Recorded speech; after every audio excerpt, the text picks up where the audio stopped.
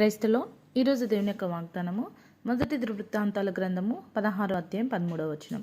ఆయన చేసిన ఆశ్చర్యకార్యములను జ్ఞాపకం చేసుకున్నది. దేవుడి వాక్యాన్ని దించిన గాక. ఆమేన్. అవునండి, దేవాతి దేవుడు ఈరోజు మనకి జ్ఞాపకం చేస్తున్నాడు. దేవుడు చేసిన ఆశ్చర్యమైన కార్యములను జ్ఞాపకం చేసుకో.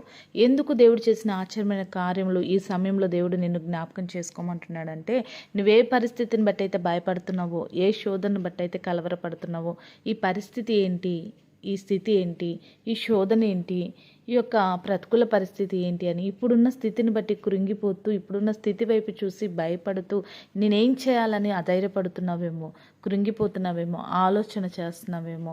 నువ్వు చేయాల్సింది ఏంటంటే దేవుడు చేసిన ఆశ్చర్యకార్యములను జ్ఞాపకం చేసుకో. ఒకానొక స్థితిలో, ఒకానొక సమయంలో నువ్వు ప్రతికూల పరిస్థితుల్లో, శోధనలో, దుఃఖంలో, కర్మలో ఉన్నప్పుడు దేవుడు నీ జీవితంలో చేసిన ఆశ్చర్యకార్యములు జ్ఞాపకం చేసుకో. ఆనాడు దేవుడు నీ జీవితంలో చేసిన ఆశ్చర్యకార్యములు ఈరోజు నీ జీవితంలో చేయలేడా? ఖచ్చితంగా చేస్తాడు. ఆనాడు నీ జీవితంలో చేసిన అద్భుతము, ఆశ్చర్యకార్యములు, దేవుడు చేసిన గొప్ప కార్యాలను జ్ఞాపకం చేసుకొని దేవుని స్తుతించి, ఆ రోజు నా జీవితంలో గొప్ప కార్యం చేసావు ప్రభువా, ఈ రోజు కూడా నా జీవితంలో గొప్ప కార్యం చేసే దేవుడుగా నువ్వు ఉన్నావని దేవుని మహిమపరచు. దేవుడు చేసే ఆశ్చర్యమైన కార్యములు దేవుడిచ్చే ఆశీర్వాదం పొందుకొని దేవుని మహిమపరచు. అట్రీతిగా దేవుడు నిన్ను దీవించునుగాక. ఆమేన్. ప్రార్థన చేసుకుందామండి.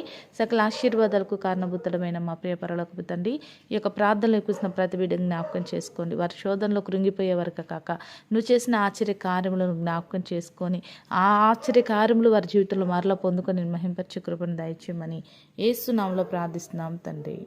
ఆమేన్.